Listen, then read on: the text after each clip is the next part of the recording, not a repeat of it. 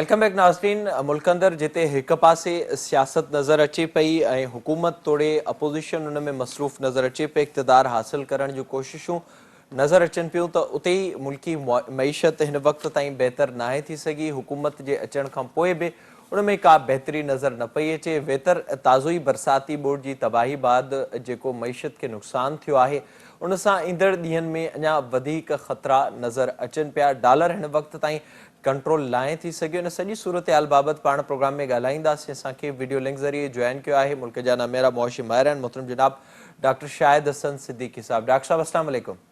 जनाब वालेकुम अस्सलाम। डॉक्टर साहब बहुत शुक्रिया ज्वाइन करने के लिए। सबसे पहले मुझे ये बताइएगा इस वक्त जो मुआशी सूरत हाल है और जो एस्टिमेटेड नंबर्स दिए गए हैं, जो सैलाब की तबाही की वजह से मुल्क की मईशत को नुकसान हुआ है, मुल्क का उसमें तकरीबन 40 अरब डॉलर के करीब जो लास्ट फिगर है COP 27 में वो बताए गए। आप किस तरह से देख रहे हैं इस वक्त की सूरत हाल को? देखिए, बात ये थी कि इस वक्त जो मुल्क को जो मुश्किलात हैं वो मेरे ख्याल है पाकिस्तान की 75 साल तारीख में इतनी ज़्यादा मुश्किलात इकट्ठी एक साथ नहीं आई। यानी अगर आप आपने खुद कहा कि पहले कि हमारी मईशत तबाही का शिकार है कुछ 8 महीने से। उसकी बुनियादी वजह ये थी कि इमरान खान साहब ने 28 फरवरी 2022 को जो IMF के साथ मुआहदा तोड़ा, उसके बाद से तबाही शुरू हो गई, नंबर एक। दूसरी बात ये थी कि IMF ने हमारे साथ जो सख्ती की है वो दुनिया में किसी मुल्क के साथ कभी नहीं की। फिर वो किस्त हमारी जो मंजूर होने के बाद जब किस्त पहली दी तो हमसे उन्होंने कहा कि जी आप 1800 अरब रुपए के और टैक्स लगा दें। तो उनका रवैया बदल गया है क्योंकि अमेरिका का रवैया बदल गया है। तो ये पाकिस्तान की तारीख में पहली दफ़ा हुआ कि IMF का किस्त मिलने के बाद भी 2 क्रेडिट रेटिंग एजेंसीज ने कहा कि पाकिस्तान की क्रेडिट रेटिंग नेगेटिव है। नेगेटिव का मतलब ये है कि डिफॉल्ट के करीब है। वो 2 एजेंसी कह रही, हालांकि हम IMF के प्रोग्राम में हैं। उसी के साथ हमने देखा कि हमारी बैरूनी सरमायाकारी गिर गई। हमने देखा टैक्स और GDP का तनासुब गिर गया, महंगाई आसमान पे चली गई। और फिर अपोजिशन ने अपने मफाद में, मुल्क के मफाद में नहीं, अपने सियासी मफादात के लिए जो है वो लॉन्ग मार्च और एहतजाज की धमकियाँ, हुकूमत को गिरा दो, ये सारी चीज़ें शुरू कर दी। तो इसी जब दोस्त ममालिक ने जिन्होंने हमसे वायदा किया था वो हमें पैसा देंगे, उन्होंने IMF को कमिट किया था कि आप कर्जा मंजूर कर दे, हम दे देंगे, वो भी परेशान हो गए। फिर आपने जैसे कहा सैलाब आ गया जो इतना बड़ा नुकसान कभी नहीं हुआ। तो एक सवाल ये पैदा होता है कि जो लोग इख्तिदार के लिए ये सब कर रहे हैं उनको पाकिस्तान से, पाकिस्तान की सलामती से, पाकिस्तान की मईशत से कोई दिलचस्पी नहीं है। और जब आप इलेक्शन का मुतालबा करते हैं तो मैं ऐसी एक बात कहता हूँ कि 2013 में मुस्लिम लीग नून आई तो 2014 में इमरान खान साहब ने धरना दिया था, आपको याद होगा, बड़ा लंबा चौड़ा धरना था।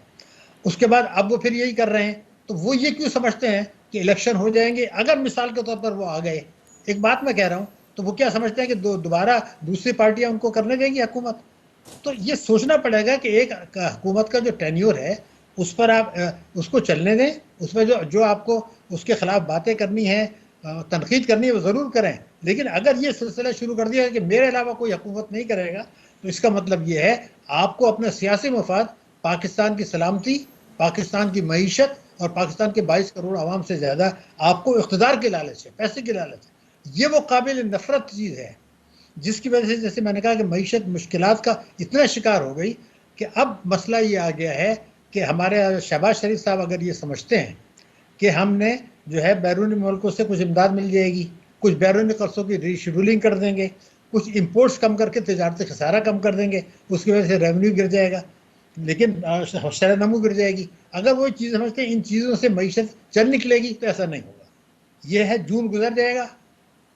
अभी तक जो हमने डिफॉल्ट नहीं किया, जैसे मैंने आपसे प्रोग्राम में कहा था, पाकिस्तान डिफॉल्ट नहीं करने वाला था। क्यों? क्योंकि दुनिया की ताकतें जो थी वो नहीं चाहती थी हम डिफॉल्ट करें। अच्छा, इसमें डॉक्टर साहब मुझे ये बताइएगा, जो कल भी एक खबर सामने आई डिफ़ॉल्ट के हवाले से, जिसे आपने भी जिक्र किया, जो एजेंसीज की जानिब से सवाल से रिपोर्ट सामने आई है। एक तो रीपेमेंट के लिए पाकिस्तान को जो लोन वापस करने उसमें मुश्किलात का सामना है, दूसरा इम्पोर्ट्स पर हम उस तरह से कंट्रोल नहीं कर पा रहे, और ज़ाहिर है मुल्क के अंदर की प्रोडक्शन की तो हम सबको पता है कि वो तो कहीं पर भी हमें उस तरह से नज़र नहीं आती। तो क्या इसका इम्कान आपको बढ़ते हुए नज़र आ रहा है? कल की खबर के मुताबिक तकरीबन 64% जो ख़तरा है वो इस वक्त भी मौजूद है। देखिए, इमरान खान साहब ने भी ये बात की है। अभी जून तक, जब तक ये IMF का प्रोग्राम है, पाकिस्तान के डिफॉल्ट करने का इम्कान 0% है। इस किस्म की बातें करना सियासी मफादात के लिए पाकिस्तान की सलामती और के खिलाफ है। तो अपनी रियासत को नुकसान ना पहुंचाए इक़्तिदार के लिए। अभी हम डिफ़ॉल्ट करने का कोई इम्कान नहीं है, क्योंकि हमने अपने फंड्स अरेंज किए हुए हैं। कुछ हमें बाहर से पैसे मिल रहे हैं, कुछ सैलाब की वजह से मिल रहे हैं। मैं जिस खतरे की तरफ इशारा कर रहा हूँ वो ये कि अमेरिका की सोच अब बदल गई है। उनको हमारी मदद की ज़रूरत नहीं है अफगानिस्तान के मामलात में।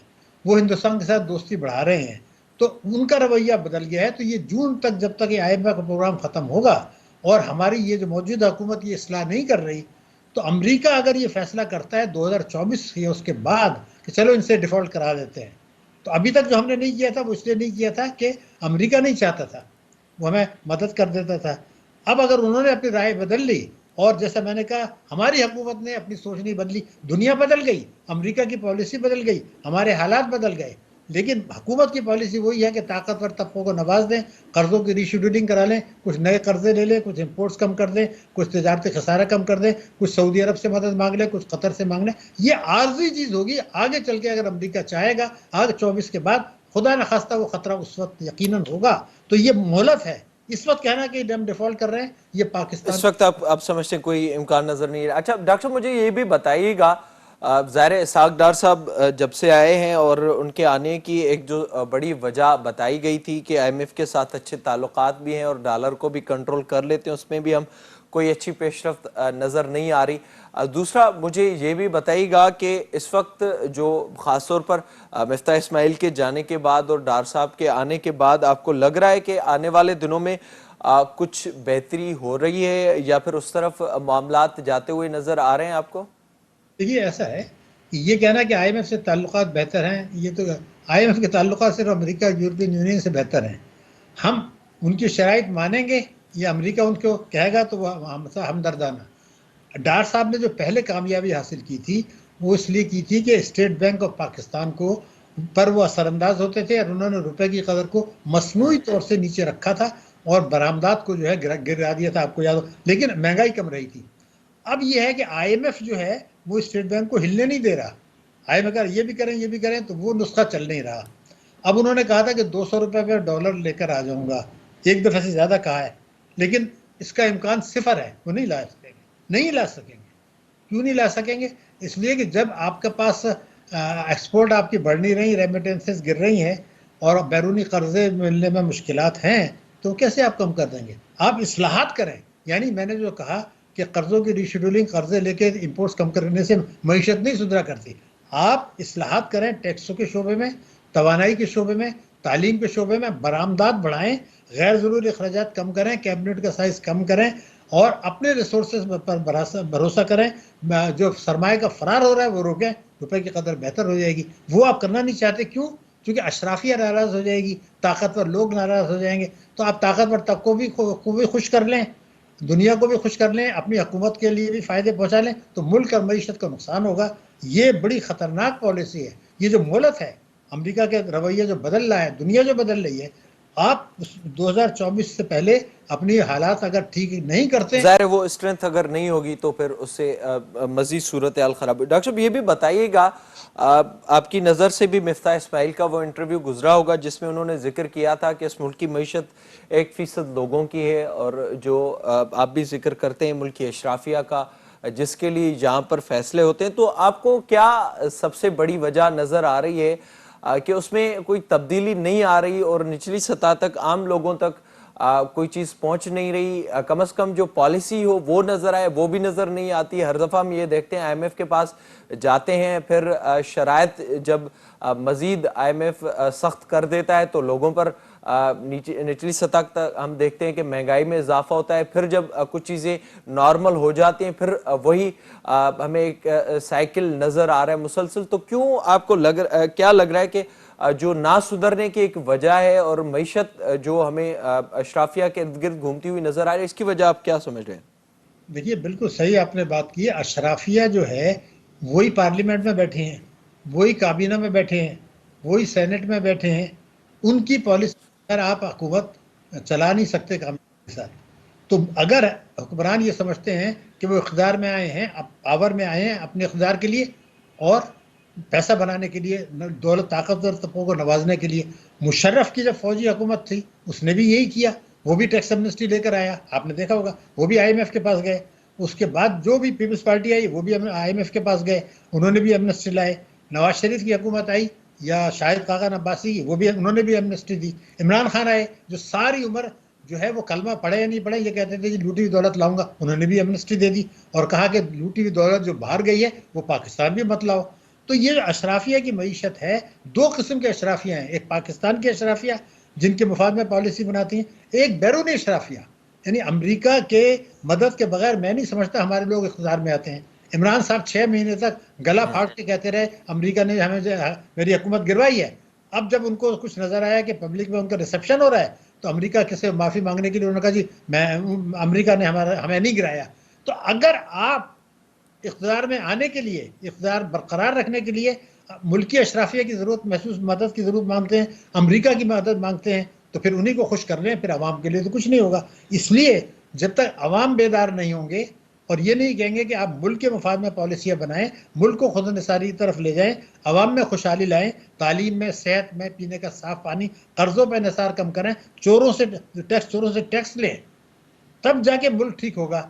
और ठीक हो सकता है, तमाम चीज़ें हैं। मैं तो एक ही बात कहता हूँ, बेनज़ीर शहीद ने एक जुमला कहा था कि पाकिस्तान में हर आदमी को टैक्स देना पड़ेगा, हम एक गिलास पानी पर टैक्स देंगे। मतलब ये था जब अल्लाह ताला ने आपको इस मुल्क में नेमतें दी हैं तो आप अपनी सलाहियत के मुताबिक टैक्स दें, एक पैसा ही दें तो सही ना। अब आप कहते हैं जी हम उससे टैक्स नहीं लेंगे, उससे टैक्स नहीं लेंगे, छूट देते चले जाते हैं। तो वो जो उनको जो हटाया गया था उसकी वजह यही थी कि उन्होंने अशराफिया के गर्दन पे पैर रख दिया और कहा था नहीं जी आपको तो टैक्स देना पड़ा। क्यों? क्योंकि मुल्क को अगर चलाना है तो 6,000 अरब रुपए की टैक्सों की आमदनी कम हो रही है, तो वो नहीं आएगा तो फिर आप कर्जे लेंगे, तालीम का बजट कम करेंगे, बिजली के नर्ख बढ़ाएंगे तो बरामदात गिर जाएंगी। अब जब महंगाई कंट्रोल नहीं हो रही, महंगाई भय बढ़ी, तो डॉक्टर साहब ने एक नया खेल शुरू कर दिया और उन्होंने कहा जी हमने नेशनल बैंक से कहा है और स्टेट बैंक से कहा कि अपील वापस ले लो शरीयत बेंच के फैसले के खिलाफ सूद के खात्मे के। तो किसको आप बेवकूफ बना रहे हैं भाई? आपको पता नहीं है कि एलाइट बैंक ने, मुस्लिम कमर्शियल बैंक ने, सॉरी एलाइट बैंक ने, यूनाइटेड बैंक ने भी जो है उसके खिलाफ अपीलें फाइल की नहीं, हबीब बैंक ने। तो अगर एक भी अपील फाइल हुई है तो वो वापस लेना खत्म हो गया। जिस दिन से होगी समाज शुरू होगी वो फैसला मुअत्तल हो जाएगा। ज़ाहिर है, बिल्कुल आप दुरुस्त कह रहे हैं। अब डॉक्टर साहब मुझे थोड़ा ये भी बताइएगा, जो इस वक्त इन्फ्लेशन रेट है तकरीबन 22 के इर्द गिर्द हम घूम रहे हैं और सैलाब की सूरत हाल के बाद 4% मजीद इसमें इजाफा आया है और जो रिपोर्ट आई है यूएन ह्यूमैनिटेरियन अफेयर्स की, उसमें ये कहा गया है तकरीबन 1 करोड़ मजीद जो आपका मिडिल क्लास था वो गुर्बत की लकीर के नीचे आ चुका है। आने वाले दिनों में आप किस तरह से सूरत हाल देख रहे हैं, खासतौर पर इन्फ्लेशन के हवाले से और लोगों की क्या हालत होने जा रही है? ये भी खबरें आ रही हैं कि आने वाले महीने में एक बार फिर से मुज़ाकरात का एक दौर आईएमएफ से भी शुरू होने जा रहा है, तो किस तरह की शराइत होंगी और किस तरह आप देख रहे हैं कम से कम जो जून तक महंगाई की सूरत हाल को? देखिए जनाब, जून तक औसत महंगाई 20% से कम नहीं होगी, बिल्कुल मैं आपको 20% से ऊपर ही रहेगी। इस वक्त जो है वो 26% है और देही इलाकों में हमारे किसान भाई रहते हैं वो है 29% है। अब आईएमएफ ये कह रहा है, बहुत देखिए ना, वो ये कह रहा है कि जी आपने किसानों को पैकेज दिया उससे बजट खसारा बढ़ेगा, हम तो नहीं मानते इसको। आपने बरामद कुनवान के लिए एक्सपोर्ट के रेट जो है उसके बिजली के दर कम कर दिए, वो हम नहीं मानते। आपका टैक्स जीडीपी रेशो गिर गया, वो हम नहीं मानते। अब वो आपसे ये कहेंगे जनाब नए टैक्स लगा दें, ये ही कहेंगे जी हम स्मगलिंग रोकेंगे और उससे हमारी आमदनी बढ़ेगी। तो अब आईएमएफ ये आपको मजबूर करेगा कि आप कुछ ना कुछ नए टैक्सेस लगाएं और तो वो पाकिस्तान के लिए महंगाई के एक मुश्किलात का दौर आएगा। आपने आईएमएफ की शराइत तोड़ दी है, इस हुकूमत ने भी तोड़ दी है। अब उनको इसीलिए वो डिले हो रही है, वरना अब तक वो आ चुके होते। अब वो आएंगे, वो फिर मसला सवाल पैदा होगा कि जी आप ये ज़ाहिर करें। इसका मतलब यही होगा नए टैक्स मतलब आवाम पर मजीद इसका बोझ पड़ेगा। बहुत शुक्रिया डॉक्टर साहब, thank you so much for joining. जेका हिन वक्त ताईं हिन हुकूमत जी भी सूरत हाल नज़र अचे पई मईशत के हवाले से, उनमें का वाज़ह पॉलिसी ना आहे, सागदार भी शयुनि खे कंट्रोल ना करे सघियो। डॉलर जे क़ीमत में इज़ाफ़ो थिए पियो ऐं उनमें का स्टेबिलिटी असांखे नज़र न पई अचे। ईंदड़ महीने आईएमएफ जी टीम हिकु भेरो ॿीहर पाकिस्तान अचणी आहे, जेको बरसाती बोड़ सबबि मुल्की मईशत खे नुक़सान पहुतो आहे, उन जा बि असर ईंदड़ ॾींहंनि में वाज़ो तौर ते पवंदा आहे। आम वापे जे शयुनि में उहे अञा वधीक नज़र ईंदा ऐं सभ खां वधीक इन सॼी सूरत हाल जो असर आम माण्हुनि ते पवंदो। हूंदो। इन सां ई प्रोग्राम जो 5 पिराणी त पोइ तो पंहिंजे मेज़बान मेराज हबीब खे ॾींदा इजाज़त। तलावाई।